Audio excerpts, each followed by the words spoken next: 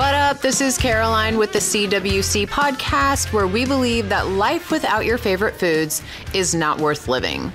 I'm going to be talking a lot about my journey to food freedom, and of course I will always keep it real by sharing the good, the bad, and of course the ugly.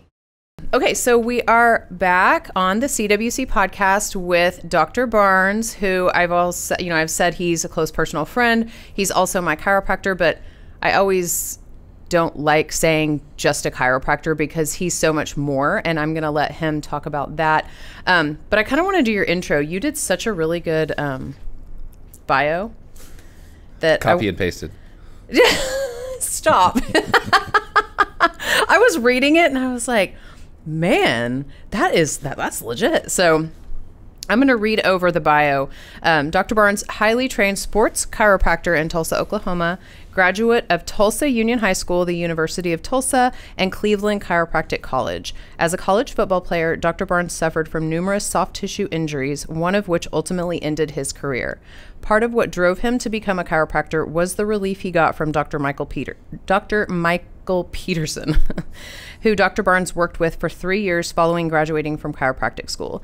Dr. Barnes was frustrated with trainers, physical therapists, chiropractors, and physicians not giving him answers about why he was continuously getting injured. This frustration sparked a fire in Dr. Barnes, which caused him to seek out some of the finest therapists and physicians in the world to learn the true causes of his pain and recurring injuries. So I know that was a lot, but ultimately I feel like that's what brought me to you was my reoccurring injuries that through with physical therapy, stretching, someone telling me my form needs to be this or that, nothing ever really fixed it. And so I was constantly just like, God, why won't this go away? Which is what brought me to you. Yep.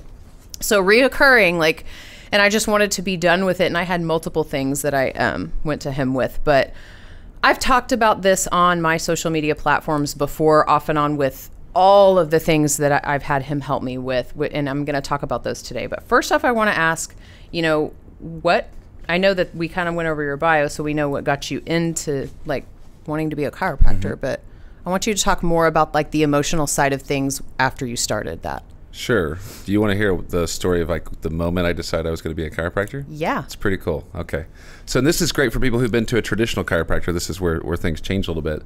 My dad, one of my dad's best friends, was a chiropractor here in Tulsa, Steve Hayes. A lot of people know him. His daughter, Sherry, I actually went to chiropractic school with, grew up with her as well, and she's a fantastic chiropractor. Nice. But I used to, occasionally tweak my back, thinking I was a figure skater, at the ice rink, playing football, lifting heavy weights. And I would occasionally tweak my back, like a lot of people have done. Right.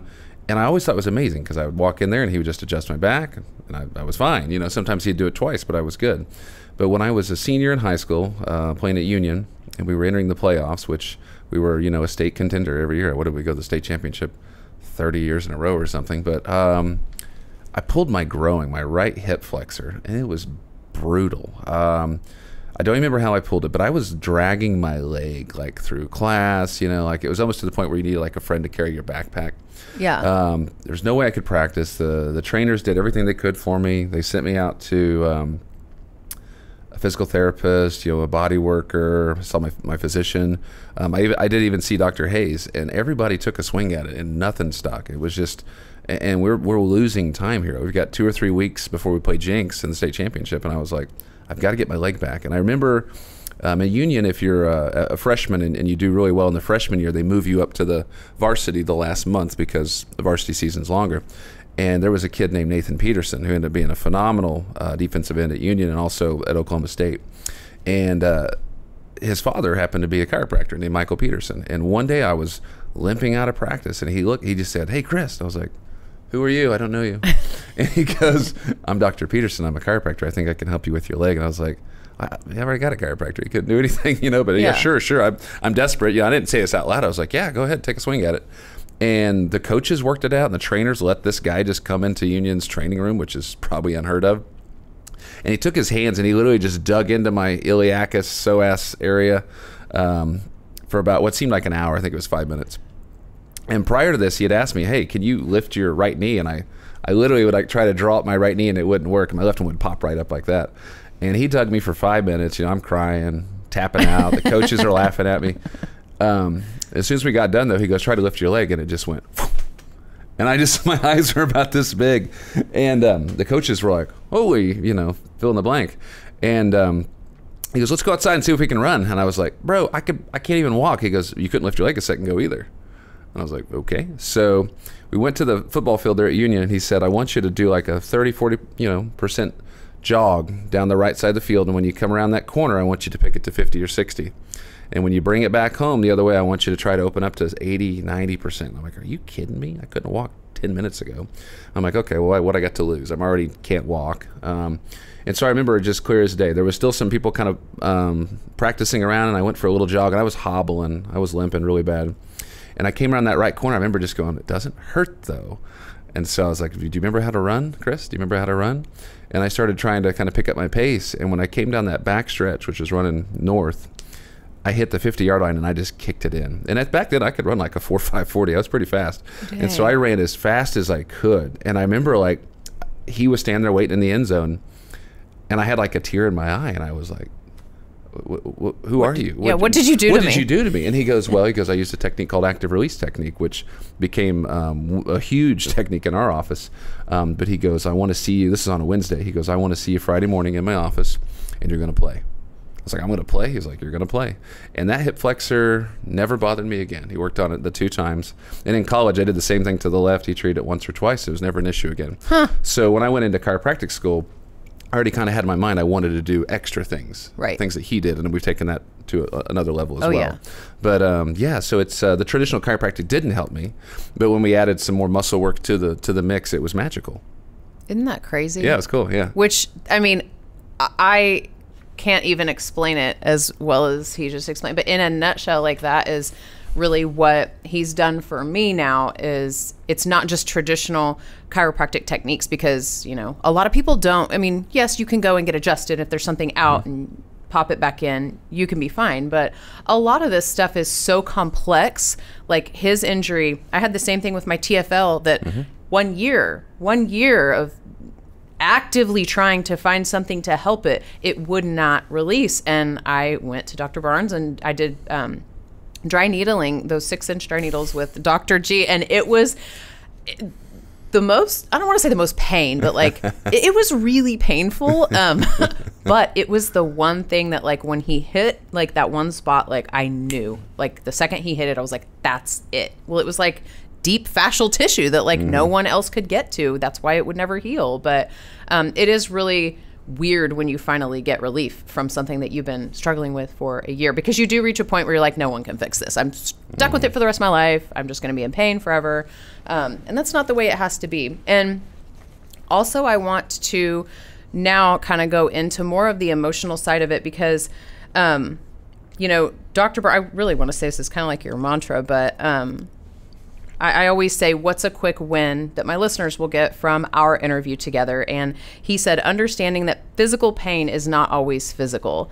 And that is something I learned through him. I just thought, you hurt something, you go to a doctor or the chiropractor or whatever, they fix it, and then you go. And a lot of stuff that's nagging can be emotionally related. So I'm going to pass this over to you so that you can kind of delve into that more. Sure, yeah. How much time do you guys have? We have plenty of time. So, lots. Here's what I'll say. If it's a chiropractic problem, nobody else can fix it. Right. There are times when you've traveled, you've got a crick in your neck, you have just a spot that nobody can get to. And an adjustment, a manipulation is the one thing that will take care of it. And that's when chiropractors are heroes. And people are just like, my chiropractor is amazing. But unfortunately, chiropractic doesn't fix everything. You know, the other chiropractors will try to crucify me for saying that. Right. But we're very complex. And I had to taste this myself. I was always the kind of person who healed very quickly. If you noticed, like, my injuries in there were like soft tissue injuries. I never broke a bone. I never really tore or ruptured a ligament, but I kept having these nagging soft tissue injuries. But they would always heal. But about the last year in chiropractic school, I underwent a major jaw reconstruction. I didn't get my jaw broken in a fight. Okay, that's not what happened. I would have won anyway. No. But no, I had a jaw that just kept growing. It wouldn't stop, and it was creating all kinds of dental issues. And so I went under for a procedure here in Tulsa, where they basically break the jaw. They shifted my lower jaw back about a ½ inch, and they broke the top palate and put it into 4 pieces. So I have 22 screws and 6 plates in this face. Now, it looked completely different than I did in high school. So if you look at pictures of me before, I had like the American Dad jaw going, and now I look like this weak jaw. I have to protrude it forward if I want to look manly. But it was causing a lot of problems. So I had that surgery, and some months later, I started snoring. Snoring actually became an issue for me, which I never snored before. And then I started developing just kind of fatigue. And I stopped dreaming, which I'm a dreamer. So I would dream every night very vividly. This went on for months. I just stopped dreaming. And then that turned into anxiety. And then the anxiety turned into like kind of panic attacks. Mm-hmm. And it happened just kind of very insidiously over time. So I didn't really put much thought into it. And eventually it turned into neck pain and back pain all the time. Like I was always tense. When they say we carry our stress on our shoulders, there's a lot of truth to that. Yeah. Because it does, biologically, stress affects your breathing apparatus. So you start to breathe more with the neck and shoulders, and you get more work there as opposed to using your diaphragm. But yeah, I started having, and when you stop breathing through your diaphragm, then you lose your core. Yep. So it makes sense that it's like a trickle effect. Yeah, it's a trickle effect. But the stress is kind of at the top. But I had no idea that the two were related. I just knew that I was a certain way, and then some months to a year later I was different, but I wrote it off as, I'm just graduating from school, and I'm moving, and I'm starting a practice, and just stressors of life. I just blamed it, there's a lot going on. But I'd always been healthy, and I'd always healed, and I wasn't healing. And so there was a long chain of events of me taking classes that kind of put me down different roads and rabbit holes, and finally ended up in a class called neurokinetic therapy, which is where I learned to do muscle testing, which is what you see a lot of in our office. And I met a lady there who was a very gifted therapist who specialized in like breathing and trauma therapy. And I was like, okay, well, I think I know about breathing. And after talking to her for 3 minutes, I realized I knew nothing about breathing. So, but I ended up taking one of her classes in LA. I think it was 2014. And I remember there being in class, and it's just, I can remember it just as clear as day. And I'm, waking up in a hotel where I didn't dream. It's been about 3 years now to this point. I'm exhausted. I'm running on caffeine. I'm always having to get a massage just to feel normal. I'm angry, a lot of stuff. But this is my new normal. This is how I'm living now, so I'm just surviving. But I'm in her class, and I remember she said, we were doing a lot of tests for like the cranial nerves, which are the nerves that are actually inside the cranium, not out into the arms and legs. And there's a test, like a swallow test, where you swallow, and that tests specific cranial nerves. And she said, hey, Chris, can you swallow? And I was like, yeah. Is that good for you? Is that what you wanted? And she was like, can you look me in the eyes and swallow? And I was like, no, I can't. And so I'd always have to like look away. So she started doing a specific kind of muscle testing called, what is it called? Doesn't matter. It's from the dental world. Mm-hmm. Motor reflex testing. And it was weird because she would access a tricep. And so what muscle testing is basically is a binary system. There's two different kinds of muscle testing. I just want to confuse the listeners. But there's manual muscle testing, which is like, okay, let's see if your bicep works. Let's see if your tricep works. Do your quads work? And that's like standard manual muscle testing that you see with a physical therapist. There's a whole different type of muscle testing, which is really called muscle response testing. That's more where you see like people using deltoids, and that kind of thing. And that's more asking questions to the brain. So what she was able to, there's not really a cranial nerve test that you can do without being in a laboratory for the most part, or without having some, like for the olfactory nerve, for instance, you can bring up different smells, and you can smell them. If you smell them appropriately and from the right distance, we kind of know that your nerve's working. Yeah. For the swallow reflex, there's not really one like that. So basically, she used this type of muscle testing, which equates to my tricep. Okay, so she would have me swallow or do something, and she would test my tricep, and I literally couldn't resist this woman. Like, I'm a pretty strong guy, and I can't resist her whatsoever. And she's probably 110 pounds. And what's weird is as she's doing the muscle testing, I start getting very anxious, and I start to get kind of panicky. And all this stuff's getting stirred up. I have no idea what this is about, not a clue. And then at one point, she looks at me and she goes, Chris, can you tell me in this moment I am safe? And I looked at her and I said, hell no, I can't. And I started crying. And there's like 30 people in this class, all kinds of professionals. And I start sobbing in a class, just standing in front of 30 people, because she's kind of got me to the front and she's working on me in front of everybody. She put you on the spot. She told everybody to turn their cameras off, though. She knew that this was going to get ugly. And I'm sobbing, and she looks back to the class and makes this a teaching moment. And she goes, this is what happens when you wake up during surgery. And your mind is alive, but your body's dead. Because I was paralyzed. And so what had happened was and I confirmed this years later with one of the nurses on that surgery, was there was a shortage of propofol, and I started stirring and coming out of this jaw surgery. I didn't see anything, but the moment before, Lois was her name, the therapist, the moment before she said, in this moment, you know, are you feel safe? I literally could feel them working on my jaw. Like I had a knowing that I woke up during surgery. I never even put 2 and 2 together, not once. But as she started stirring up all the cranial nerves, weird. It was the most surreal moment of my life. And so, and then when she said, this is what happens when you wake up during surgery, I was like, how does she know? Right? Because I just found out. I was seeing like picture in picture. I'm in the room with people, but then I'm also like, oh my God, I'm being cut open. And so she started doing her technique, which is called restorative breathing, which I do teach a lot of our patients who deal with stress. And she was able to calm me down, but I'm literally hyperventilating. I'm sobbing like a baby. I kick off the thermostat because I'm venting so much heat, and people are just backing up. And then people are starting to go into their own emotional stuff because I'm venting so much trauma. And so anyway, that all kind of comes out, and she has me look at her again. She says, can you tell me in this moment I am safe? And I'm like, yeah, I'm safe. I'm good. We're good. We're good. And she goes, no, I want you to tell me, in this moment I am safe. And I said, in this moment I am safe. And then I just about collapsed because my body finally had the understanding that I actually was safe. For 3 years, I didn't feel safe because my body thought it was being cut open against its will. How crazy. Yeah, so I didn't even remember what happened the rest of the class. I went and I laid back in the back, had a migraine, probably exploded microchip in my brain. And I went home and I slept. And she told me what to do, like go home, tape your lips shut, because I couldn't sleep with my mouth closed since the jaw. And then she said, I'll see you in the morning. So I remember what's interesting about that was I woke up the next morning in a hotel in LA by myself, alone. But I remember it was the first time I've dreamed in 2 or 3 years.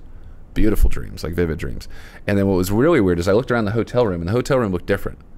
And all I could think of was Limitless. Like when he takes the pill and the color comes back, right? Yeah. It's like the color's crazy. I was like, oh my God, I'm seeing in colors. And I was like, I'm not tired. My neck and my back feel pretty good. And I walked right past the Starbucks counter in the hotel. I went straight to the class. And I remember going up to Lois, and I was like, Lois, I feel great. What'd you do? And she goes, she goes, well, you took us back to a time when you didn't feel safe, even though you were. And we altered the outcome. I was like, you can do that? She's like, yeah, we can do that. And what was interesting was the emotion specifically. So it was a trapped emotion, which is what we do in our office. And it was the feeling of helplessness. When you wake up in surgery and your body is paralyzed, your body is literally freaking out. And helpless was a really good, it's a good indicator of how much. Because what was interesting was because this surgery that I'd never connected to my back, my neck, my anxiety, my panic, because it didn't start after the surgery. It was months or years later. But the emotion was sown, almost like Inception. Have you seen Inception? Yeah. It's my favorite movie of all time. That and Tombstone. Okay? Yeah. My wife and I agree on the Inception one. But it's like literally an idea takes seed in the mind. It's almost impossible to get rid of it.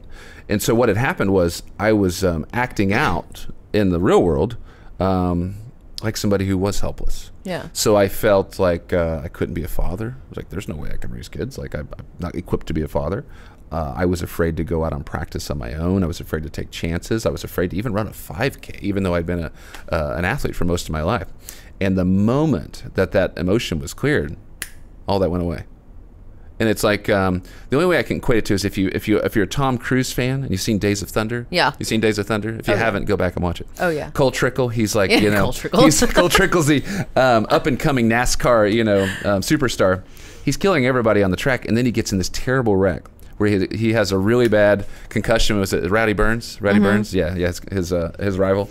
And then he gets back into the race car way before he should be, and he's self-sabotaging everything. And I was self-sabotaging almost every part of my life because I literally felt helpless. I was like, get me out of this race car, but just in a different context. But the moment that he had another wreck that was very similar, and he went around the wreck, even though it looked just like the one before, he had that acknowledgement that I'm actually safe. Yeah. I'm in this moment. And then it was like the switch was flipped, and he went back to being Cole Trickle. So for me, it was like I was this way for 25, 28 years of my life, and then enter trauma that I didn't even know about. And then for 2 or 3 years, there was this just shell of me, a different alternate version of me, almost like when your Windows computer crashes, which is why I use Mac. Windows computer crashes, you get the blue screen of death, and it reboots in safe mode. I was living in safe mode for 3 years, and I wasn't thriving. My body was very broken feeling, and it affected every part of my life. But the moment that trauma was released from me, I went back to being me. It's just like we pulled it out, and then the timeline continued just the way I was before. It is crazy. My neck pain, back pain were gone. That was like the least of my worries. That's insane. Every relationship improved. My practice exploded. And I spent on a journey for some years to figure out exactly what she did. Right. Because she didn't tell me she released a trapped emotion. She just did it, and then she did it. She wasn't necessarily trained in a specific emotional release therapy. That's just what happened. Right. And I'll just tell you, I had so much gratitude for her that I named my daughter after her. My daughter's name is Lainey, and this woman's name was Dr. Lois Lainey. And so she's been continued to be in my children's lives and our lives to help out with stuff with our kids. But yeah, I'm forever grateful because at that moment, my practice shifted from more of just treating the physical, doing manipulation, active release technique. You know, we did dry needling, Graston therapy, taping, all the physical stuff, which does tremendous work for the majority of people. But there was this 20-30% of my patient group that it seemed like I couldn't do anything for them. Right. They just didn't. They didn't respond. And in the medical world, they're called like the biopsychosocial cases. You know. Or what we know now is like what's called psychosomatic pain, which is like I'm stressed out about something and there's a conflict and it's causing pain. And as soon as I integrated the emotional work and I started implementing that with the physical, the number of people that I couldn't help got to be very small. That piece of the emotional piece was almost a third or a fourth of my practice. And one thing I think you and I've talked about maybe, and I have patients all the time say they have an injury and they go to the physical therapist or the chiropractor and they get exercises. They have to keep doing those exercises for months or years. And it's like, well, actually, you were fine. Something happened. If you were healed, you wouldn't have to keep doing the exercises. Right. So oftentimes when there's that missing piece is filled in, which may be the emotional work or whatever it is, whatever the body needs, then you don't have to do the exercises again because you're back to the way you were before. And so there were a lot of people that only made it, patients of mine I released only stayed better because they kept doing the things that I gave them. Right. But after clearing, they came back some years later and I cleared maybe the root of it, the emotional piece, then they didn't have to do their exercises anymore to feel well. Interesting. And that's really what it's all about is healing. You know, the body is designed to heal. If you give it what it needs, whether it be an adjustment, whether it be nutrition, whether it be take something out, right? If you'll give the body what it needs, it'll heal almost every time. There's always like the small percentage of people that are like so far down, it's very difficult to bring them back up. Right. But for the overwhelming majority, the body is designed to heal if you'll give it what it needs. And it does it quickly, very quickly. It is so interesting, that story. Like, I never knew that story. But you're making me think of, I don't know that I've ever told this story because it's traumatic as hell. But when I gave birth to Bryn, you know, I had well, it wasn't natural. I had an epidural, but I gave birth vaginally to Kyler. And then, of course, they say if your first it was pretty easy. They're like, oh, your second's like half the time. So I went in like expecting it to just be very smooth sailing. And I was in labor for 17 hours with her. And the doctors didn't know. I kept saying that I had a pain in my abdomen, my stomach area. And I started spiking a fever. My body wasn't responding to the epidural. So my legs were moving. And I was like, it was very weird. And they kept, well, let's do a bolus injection. We'll do one more. They came and gave me another shot.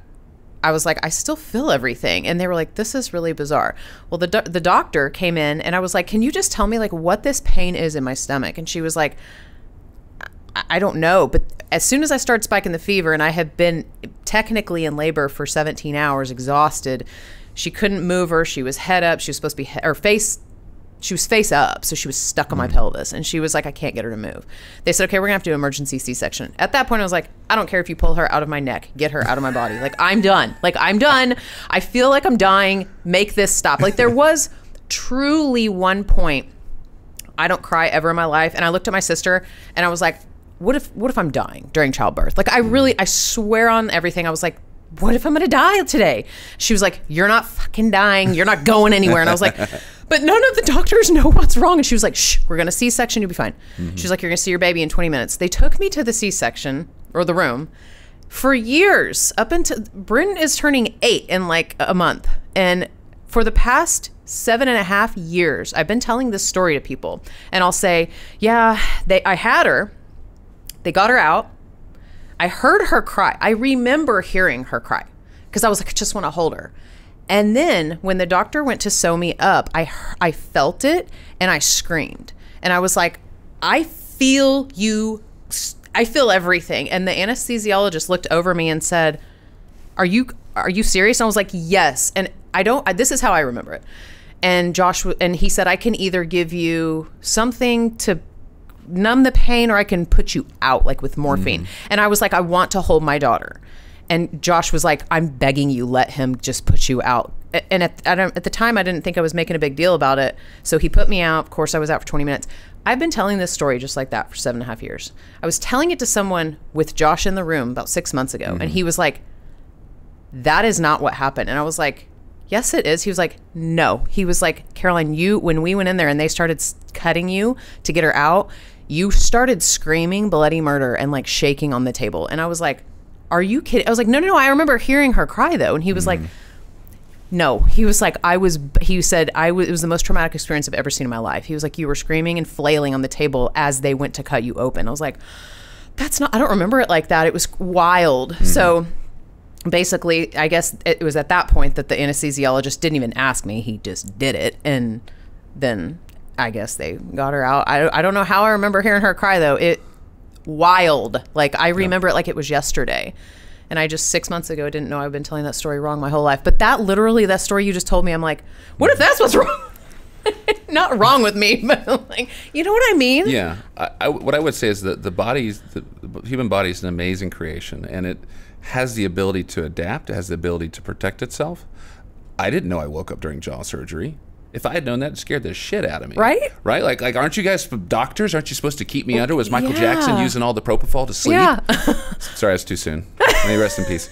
I would have been enraged. And what's funny is the doctors actually checked on me like 20 times after that surgery. They were calling, it's like, hey, you sleeping okay? Everything okay? And I was like, God, you guys are like the best ever. Just keep checking in on me. Wow. Because they knew, they knew that something happened, but they didn't want to scare me. They didn't want to alert me to what may happen. And to this day, I still don't know if he knows. But because the surgery went great, there was just the shortage of the drug. But yeah, I mean, your body remembers. Yeah. Your body remembers what you went through, which is why it can bring up some triggering things. But your mind has tried to protect you from that traumatic memory. Like I didn't believe in repressed memories until I went through what I went through, and until I've worked with patients on the emotional side of things, because your body like a lot of times just wants to keep it hidden back here. Yeah. And a lot of times that's just so we can live our lives and we can keep going, because not everybody has access to therapies that can really help remove trauma. Right. So we're just trying to get from A to B however we can. So be thankful for it, that you don't have to like have nightmares every night of your body being, Yeah. Man. fill in the blank. Yeah. That is just insane. Well, I have some questions I want to ask. Yeah, so fire away. And I have also questions from listeners that they sent in yesterday and the day before. So let's see here. Let's see that one. So a lot of my listeners are in the Dallas area. Okay, I don't know cool. what it is about that, but Dallas is loving the CWC podcast. I actually had specific questions from women who live in the Dallas area, and they said, does he know of anyone close to us that does similar techniques to what you do? Yeah, in Dallas, not chiropractors. There's some body workers, Reiki masters, maybe a PT that has has a piece of it. I do have a chiropractic friend down there that's got he's got some training, but not all. So typically what I tell people is, if you're looking for the emotional side of things, you can do that remotely. Yeah. Like I had people come up from Dallas last week, and I think they were just happened to come to Tulsa, and they're like, hey, let's make an appointment with this guy. And so I did everything. But there's a lot of people who are just looking for like that emotional piece, because they've got a really good chiropractor, they got a good physical therapist or a body worker. And a lot of times that's the one piece that they're lacking. And so that work, I send people to all types of therapists who work remotely. I don't mind working remotely as long as we've got enough time to kind of set it up. Yeah. But no, I don't have anybody specifically that's trained like me. But you can do that remotely, though. I didn't. Yeah, you can do, and I can do a lot of the physical stuff remotely too, because I can do energy work, which is weird too. But it's cool. It is cool. But also I can give exercise. I can say, hey, do this. See what I'm doing? Can you do this in your room? So during COVID, for sure, we did a lot more. Everybody had to get more resilient. Yeah. Learn to work remotely. So we definitely did a lot of that. But no, so Tulsa's a short trip. We have the best swing set in the world. Yeah. $1 billion swing set down the street, gathering place. Yeah. But $1 billion swing set. Yeah, I stole that. That's not my original material, but yeah, that's what I heard it called. But yeah, so a lot of people come up and we'll do. People will fly in sometimes, and we'll do like a Thursday night and then a Friday morning or something. So then they can get on a flight and go right back, and I can see them twice. And a lot of times I'll do it the first time, so I really get a feel for people, because nothing really replaces getting my hands on people and actually feeling. Okay, I can do muscle testing till the cows come home, and it gives you amazing information. But being able to touch somebody's even more helpful. But then after that, some people will just call me once every couple of years and say, hey, can you work on this, work on that? And yeah, I can do it. I can work through a text message. I can work through an email. I can work through a phone call, or a Skype session is even easier, because you can see. Yeah, so it's but yeah, I would say for Dallas, I don't know anybody specifically. I can shout out different techniques, and you can look for somebody that's trained in those. But as far as somebody who has packaged the physical and the non-physical, that's very hard to come by. It's very hard to come by. Yeah, I'll just tell you why. I mean, if you look at me, I'm kind of a bro. I played college football. Kind of a bro. Guys like me who are more doing the physical, like adjustment, soft tissue work, rehab, we're not typically the kind of guys or girls who gravitate towards the weird stuff. Right. I'm not that person. I'm just not. In school, I didn't even want to do acupuncture, because the guys that did acupuncture were nerds. I'm not mean in the mean way. They weren't guys that I wanted to hang out with. They were just kind of weird about everything. And I was like, but then I had a couple of mentors that I ended up getting later that were like cool guys, or they were, alpha males. And I knew that they could do the physical part. So the fact that they were doing this other stuff made me go, oh, well, maybe they know something I don't know, because I always assumed the guys that did acupuncture just did that because they couldn't adjust anybody or do rehab, which was just my ego, But no, acupuncture can be very, very effective. I've come to find out the more that I thought I knew, or the more that I know, the less you actually know. So now when people used to ask me like, hey, what causes plantar fasciitis or IT? I was like, oh, that's caused by this. And I would give like one answer. Yeah. That's tight calves, or that's, flat feet. I would say something, because that's what's in the textbooks.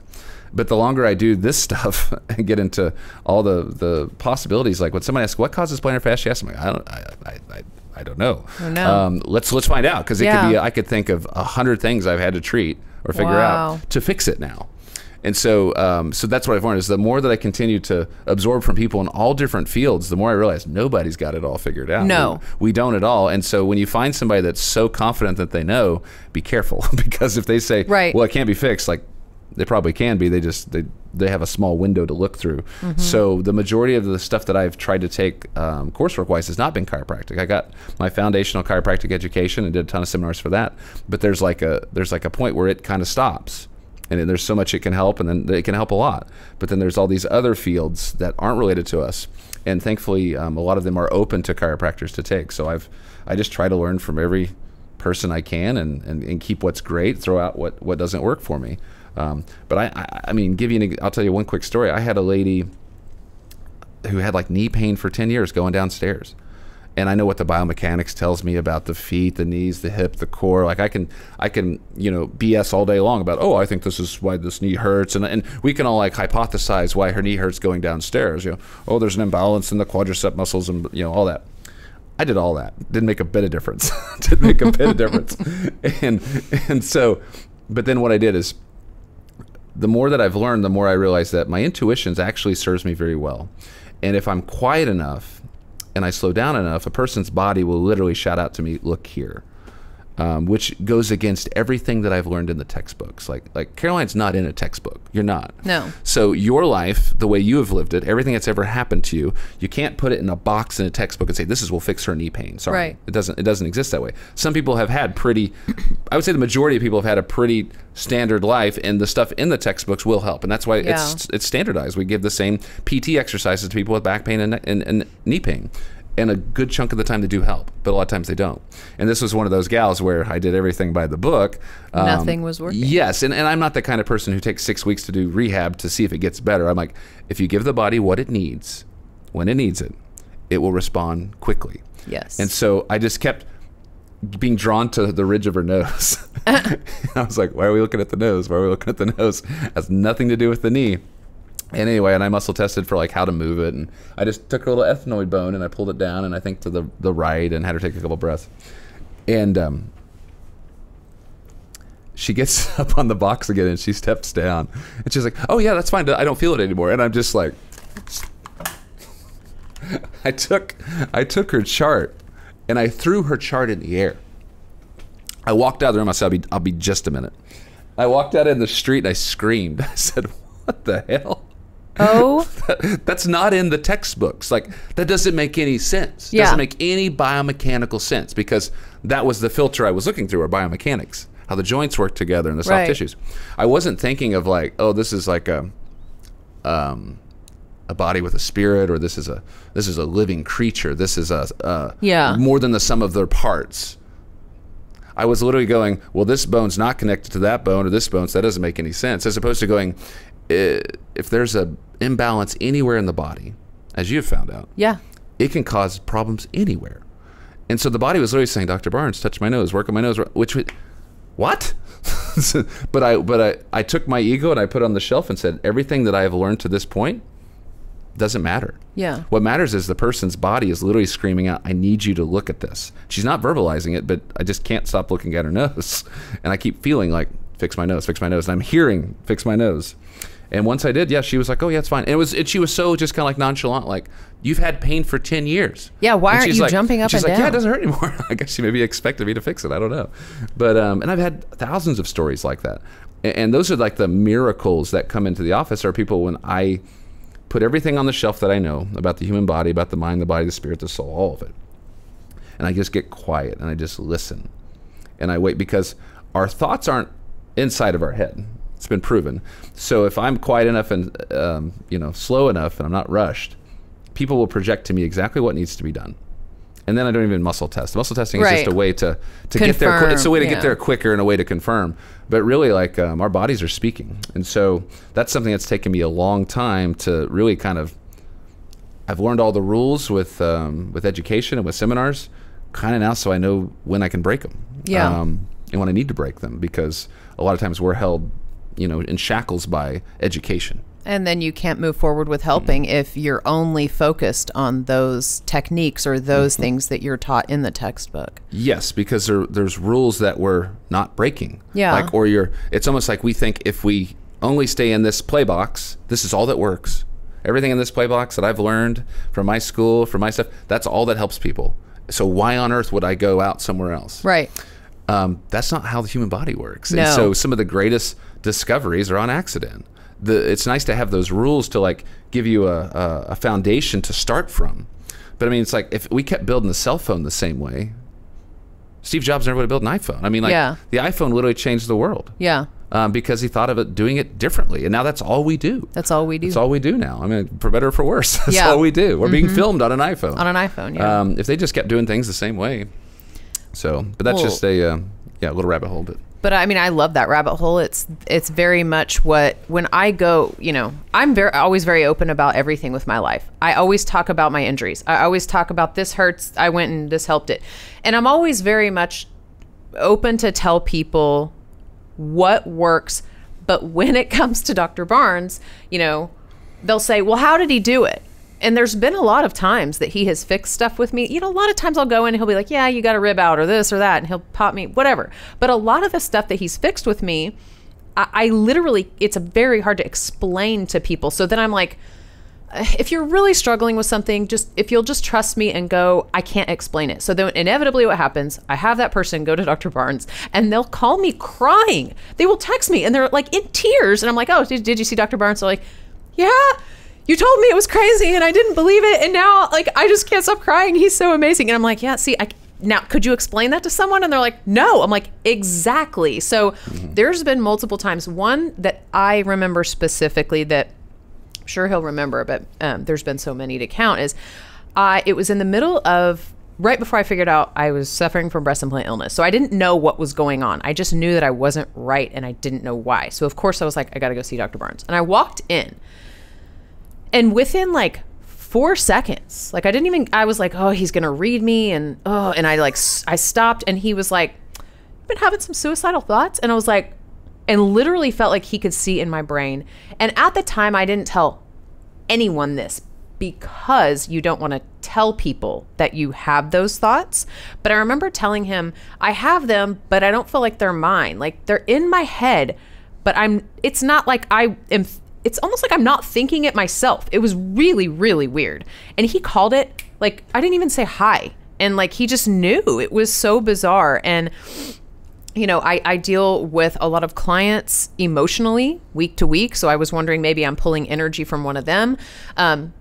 Long story short, kind of like his surgery story, like I figured out that, you know, suicidal thoughts are a symptom of breast implant illness. And I've talked to too many women now that have struggled silently with those, and they don't tell their husband. They don't tell anyone. And you know, a lot of them are my clients, and they'll say, I feel comfortable telling you because you know what it's like and you're not going to do anything, but like, I don't want to tell my husband and scare him. And it's really awful that's like, I'm not trying to go off on a side pack with that, but that was one instance where I literally walked in and he just like called it. And there's been multiple things like that. And, you know, once I got to the point where I feel like, okay, I feel good, I'm in the gym, but now let's focus on this one nagging thing. And I had a nagging thing in my arm for 2 years that no one knew what it was. No trainer knew what it was. And it would only happen when I would go to lift like a side lateral raise, and it would just fire right across my bicep, like the outer side. And everybody was like, that's just weird. It doesn't make any sense why that would hurt.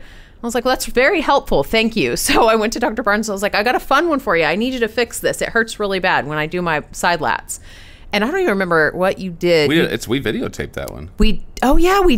It's on the Tensegrity Chiropractic Facebook page. Yes. So go to Tensegrity Chiropractic's Facebook page, because I forgot we did videotape that. You did some crazy. We did a lot of stuff. That wasn't like. That wasn't a quick one. Yeah, I didn't go, these aren't the droids you're looking for, and just make it go away. There was some physical like wrenching, and it's actually something. Yeah, it was a really good appointment, I think, because it showed like a nice vast array of treatments that we do. Yes, because sometimes I can literally go up. I've had somebody come in with a shoulder that's frozen, and they're like, I can't move my arm, and I just like touch their shoulder and go, no, it's fine.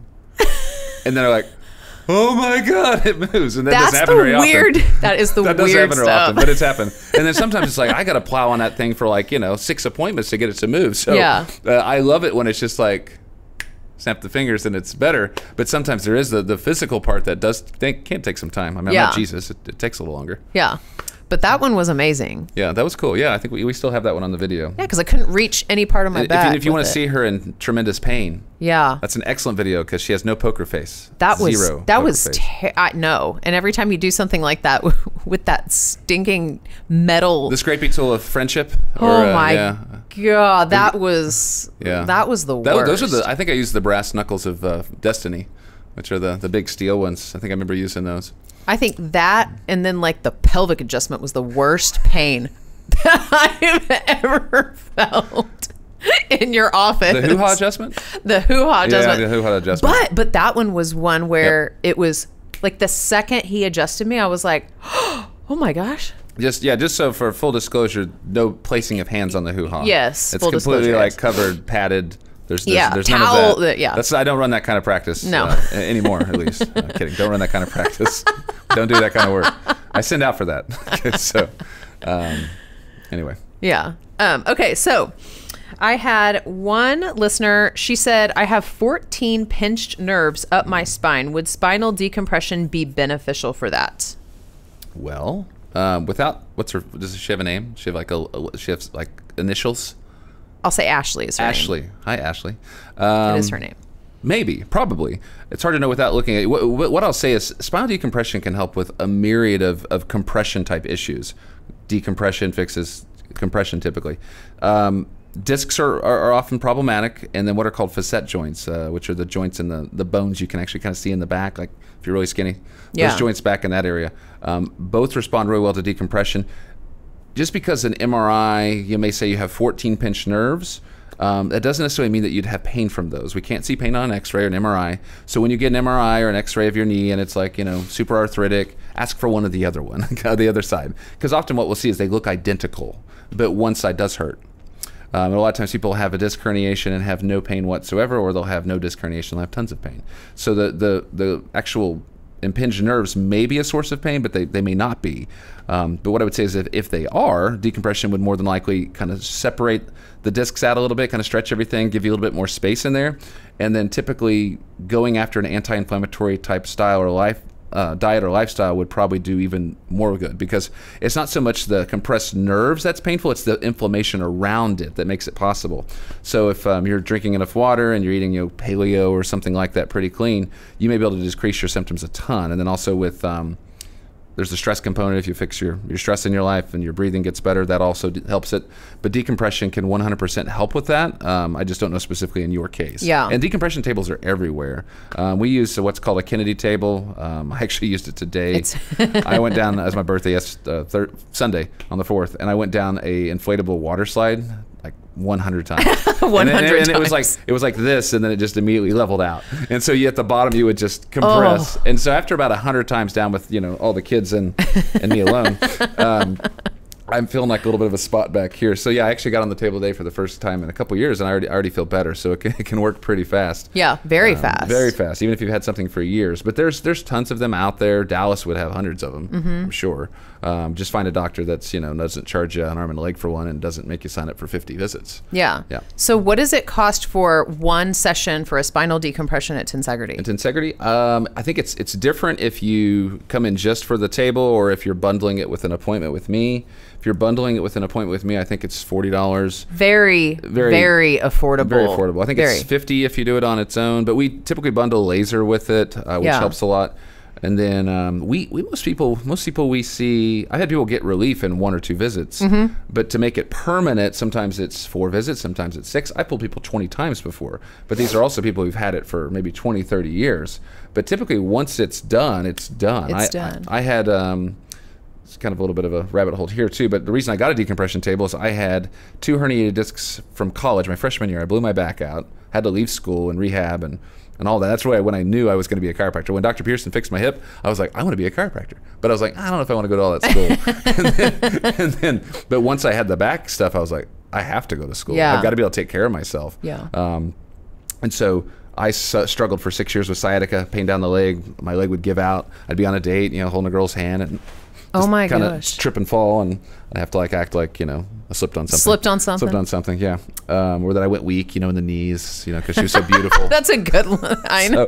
But no, I did 9 sessions. Dr. Peterson actually bought a decompression table. It was one of the first ones in Oklahoma to have one in 2005. And I was working for him, and I kept putting people on the table, and after like a couple visits, they were like, oh, my back's way better. My sciatica's way better. And I was like, well, can I get on that table? And he was like, yeah, sure. So I did 9 sessions in 2005 or 2006, don't quote me. And the sciatica went away completely. So that sharp pain down my leg was gone forever. Never felt it again since. Occasionally I'll have a tingle in my foot, but that could be a million other things. And my back dramatically improved. Like I would still have some soreness, from lifting weights, which is pretty normal, but the sharp pain was gone. So that was in 2005 or 6. So it's been 15, 16 years, and I have never had it come back. So it's usually pretty permanent, especially if you will fix some of the reasons why that happened. Yes. So I went ahead and made sure it stabilized a little bit better in the core, improved my breathing, improved hip flexibility and strength, things like that. Just lots of things that helped the back. And I've crossed the fingers. Besides that time I had to beat Dr. Goldbeck in a powerlifting meet. I knew that was going to My ego was so fragile. I had to win. He's 10 years younger, and so I had to win. So I pulled 150 pounds more in a deadlift than I had in some years, and I paid for it. But I went on the table a couple times after that, and it was fine. But I think it was mostly my ego is what hurt more than anything. Right. But I did win, so I got a trophy for it. Hey, at least you won. I won, yeah. And it was worth it. I lost everything, but I won. That's all that matters. So him and I don't really compete anymore. I'm okay with who I am. I don't need to beat a kid 10 years younger than me. Right. So. Yeah, I already said my whole spiel about the spinal decompression. I had 85. I would say my back was about 85% better after one session, and I was barely walking. And then you told me, you said 10 to 12, I think, sessions is what you told me. And I was like, and then what? And you were like, and then you'll be fine. And I was like, no. And I wasn't saying no, I didn't believe you, but I was like, that's it? 10 to 12 sessions of this spinal table and some PT with Dr. G, and I'll be fine in a month and a half? And you were like, yeah.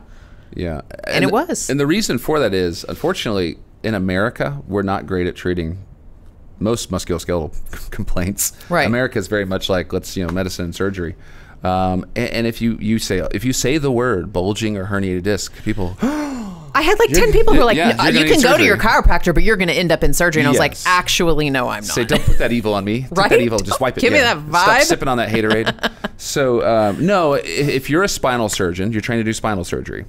Therefore, somebody comes in with a condition that you should treat, you're going to go, let's give it 6 weeks of PT. If the PT isn't able to resolve it, it's like, okay, well, let's go ahead and do surgery then. Yeah. And sometimes you do 12 weeks, but typically people aren't giving the body enough time because the body will heal. But when the pain's really bad, it's tough. Like some people will get an epidural injection even just to knock the pain down. But if you give the body enough time, it'll heal it.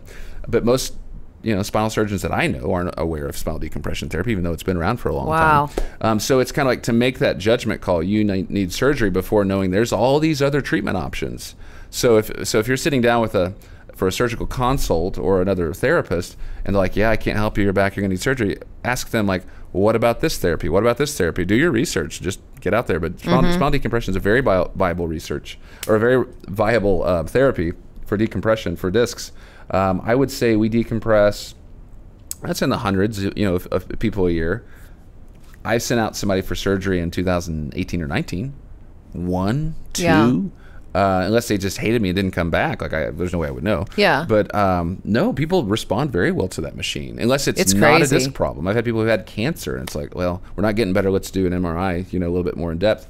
And it's like, oh, we got cancer. Well, that's another problem. So yeah. But yeah, if you just have disc compression or you have facet compression in your back, which is what most people struggle with. Yep. Decompression therapy plus like some form of physical therapy, or dealing with some of the stress through less invasive emotional techniques like restorative breathing, where you kind of have control over breathing. And then if some people are ready for getting rid of some of their baggage, we can do that too. Our office is a very safe place for people to kind of dump stuff, vent stuff. I've heard pretty much everything. I'm typically unfazed. I've been through my own trauma. I've been through my own stuff. And that's the only reason that I do this work, is because, one, it healed me.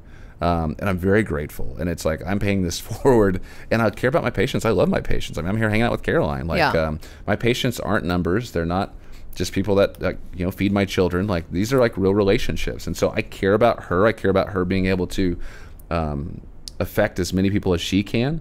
I really feel like a call on my life to help as many people as possible, so the good Lord can get as many years out of them as possible, to be productive, to help other people.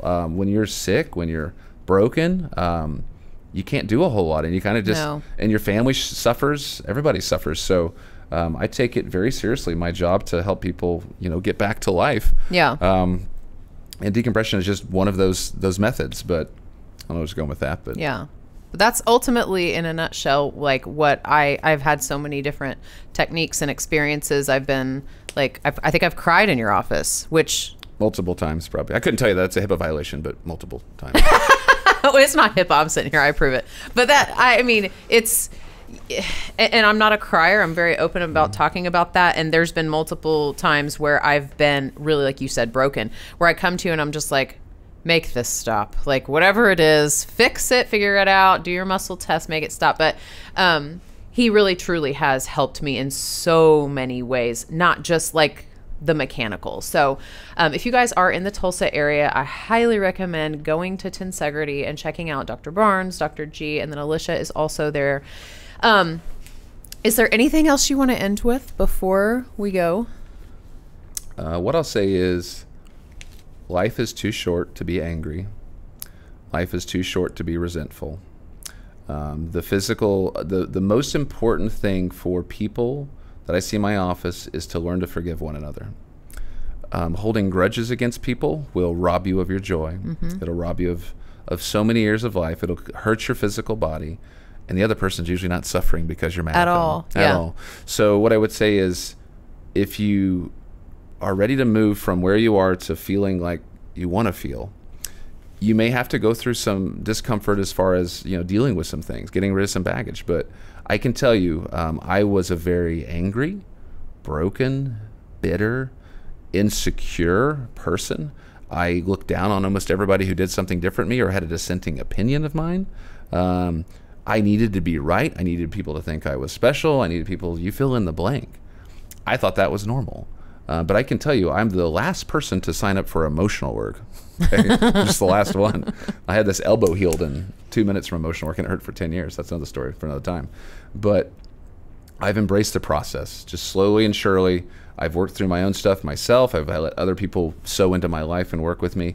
And over the years, as I've done this work, and I don't do it often because I'm not ready to open Pandora's box all the time to anybody.